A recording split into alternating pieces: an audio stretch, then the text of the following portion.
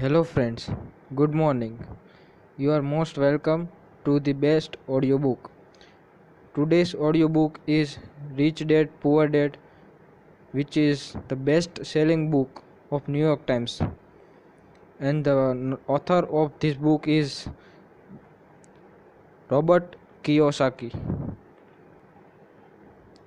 Introduction. Having two dads offer me the choice of contrasting point of view, one of a rich man and one of a poor man. I had two fathers, a rich one and a poor one. One was highly educated and intelligent. He had a PhD and completed 4 years of undergraduate work in less than 2 years. He had went on to the Stanford University and the University of Chicago and Northwestern University to do his advanced studies, all on full financial scholarships.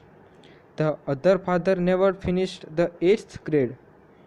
Both men were successful in their careers, working hard all their lives.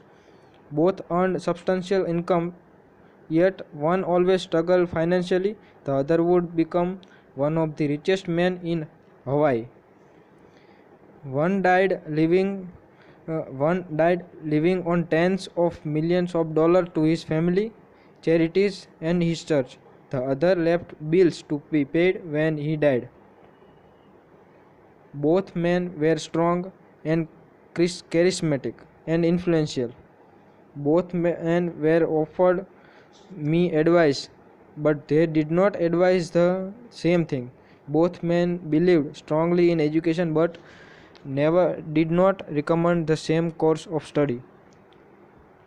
If I had only one dad, I would have had to accept or reject his advice.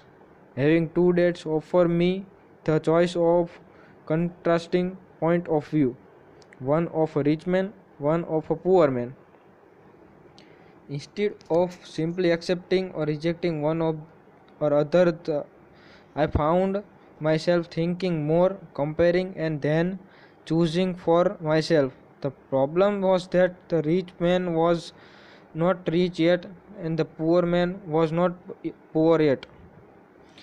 Both were just starting out on their careers, and both were struggling with money and families, but they had very different point of view about money.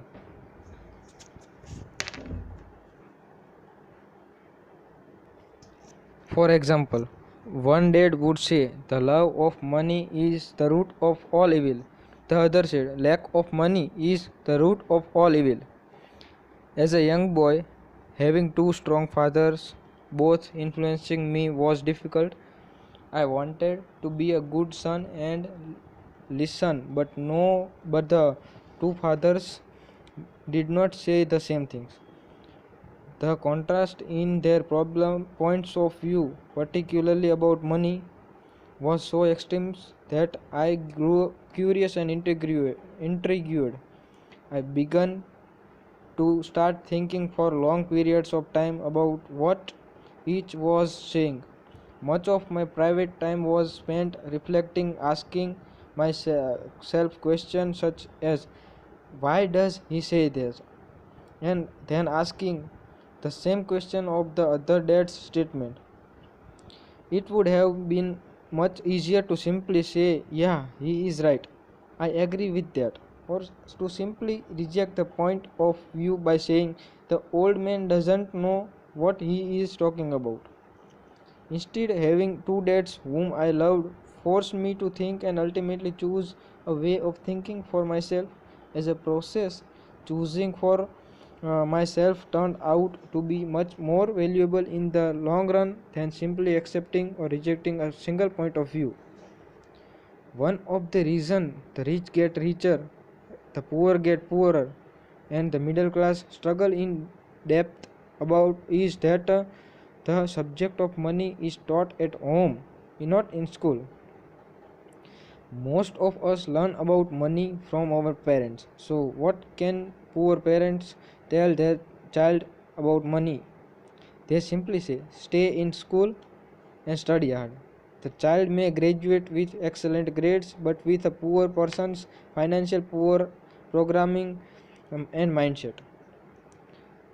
Sadly, money is not taught in schools. School focus on scholastic and professional skills but not on financial skills. This explains why smart bankers, doctors, and accountants who earned excellent grades may struggle financially all of their lives. Our staggering national debt is due in large part of highly educated politicians and government officials making financial decisions with the little or no training in the subject of money. Today, I often wonder that what will happen when we have millions of people who need financial and medical assistance.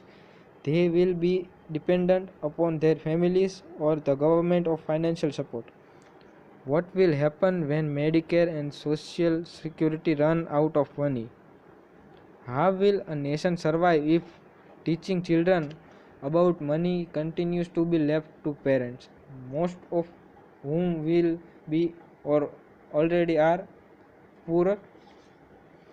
Because I had two influential fathers, I learned from both of them. I had to think about each dad's advice and doing so.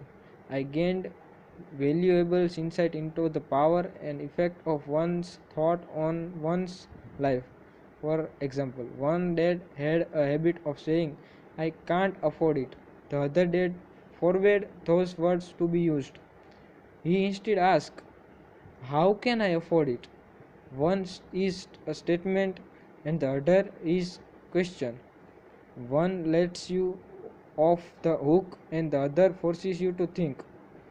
My soon to be rich dad would explain that by automatically saying the words I can't afford it, your brain stops working. By asking the question how can I afford it, your brain is put to work. He did not mean that you should buy everything you want. He was he was fanatical about exercising your mind, the most powerful computer in the world. He had said, my brain gets stronger every day because I exercise. The stronger it gets, the more money I can make. He believed that automatically saying I can't afford it was sign of mental laziness. Although both dad work hard, I noticed that one dad had a habit of putting his brain to sleep when it came to finances, and the other had a habit of exercising his brain. The long term result was that one dad grew stronger financially and the other grew weaker.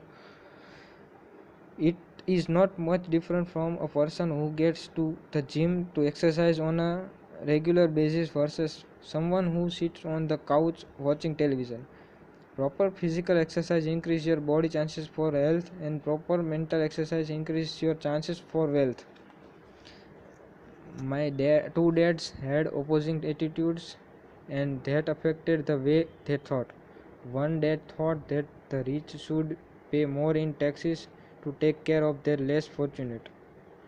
The other said taxes punish those who produce and reward those who don't produce. One dad recommended study hard so that you can find a good company to work for. The other recommended study hard so you can find a good company to buy. One dad said, the reason I am not rich is because I have you kids. The other said, the reason I must be rich is because I have you kids. One encouraged talking about money and business at the dinner table, while the other forbade the subject of money to be discussed over a meal. One said when it comes to money, play it safe, don't take risk. The other said, learn to manage risk. One believed our home is our largest investment and our greatest asset.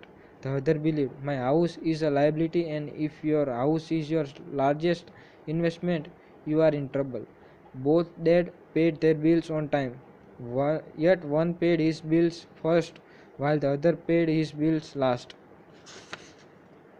One dad believed in company or the government, taking care of you and your needs. He always concerned about pay raises, retirement plans, medical benefits, sick leave, vacation days, and other perks. He was impressed with two of his uncles who joined the military and earned a retirement and entitlement package for life after 20 years of active service. He loved the idea of medical benefits and PX privileges the military provided its retirees. He also loved the tenure system available through the university. The idea of job protection for a life and job benefits seemed more important at times than the job. Would he would often say, I have worked hard for the government and I am entitled to these benefits. The other believed in total financial self-reliance. He spoke out against the entitlement mentality and how it created weak and financially needy people. He was emphatic about being financially competent. One dad struggled to save a few dollars, the other created investment. One dad taught me how to write an impressive resume so I could find a good job. The other taught me how to write a strong business and financial plans so I could a jobs, create a job. Being a product of strong dad allow me the luxury of observing the effect different thought that have on one's life. I noticed that people really do shape their lives through their thoughts. For example, my poor dad always said, I'll never be rich, and the prophecy become reality. My rich dad, on the other hand, always referred to him as a rich. He would say things like, I am a rich man, and rich people don't do this. Even when he was flat broke after a major financial setback, he continued to refer himself as a rich man. He would cover himself by saying there is a difference between being poor and being broke. Broke is temporary, poor is eternal. My poor dad would say, I am not interested in money or money doesn't matter. My rich dad said, money is power. The power of our thought may never be measured or appreciated, but it become obvious to me as a young boy that it was important to be aware of my thoughts and how I express myself. I noticed that my poor dad was poor not because of the amount of money he earned, was significant, but because of his thought and actions. As a young boy having two fathers, I became acutely aware of being careful about which thought I choose to adopt as my own. Should I listen to my rich dad or my poor dad?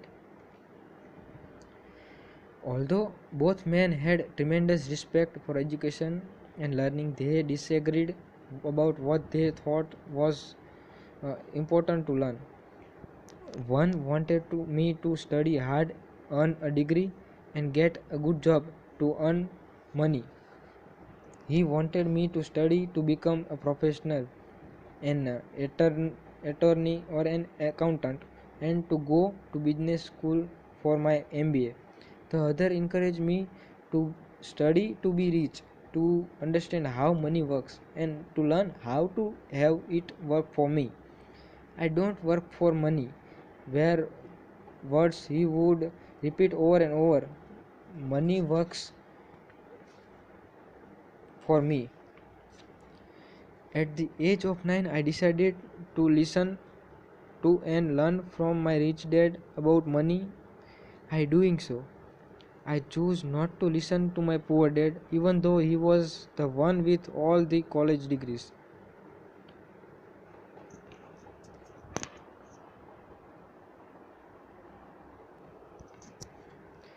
A lesson from Robert Frost. Robert Frost is my favorite poet. Although I love many of his poems, my favorite is The Road Not Taken. I use its lesson almost daily. The poem is The road not taken. Two roads diverge in a yellow wood. And sorry I could not travel both. And be one traveler. Long I stood and looked down as far as I could to where it bent in the undergrowth, then took the others as just as fair, and having perhaps the better claim, because it was grassy and wanted wear. Though as for that the passing there had worn them really about the same, and both that morning equally lay it leaves no step had trodden back black. Oh, I kept the first for another day, yet knowing how way leads on to way, I doubted if should ever come back. I shall be telling this with a sigh. Somewhere ages hence, two roads diverge in a wood, and I took the one less travelled by, and that has made all the difference. And that has made all the difference. Over the years, I have often reflected upon a Robert Frost poem.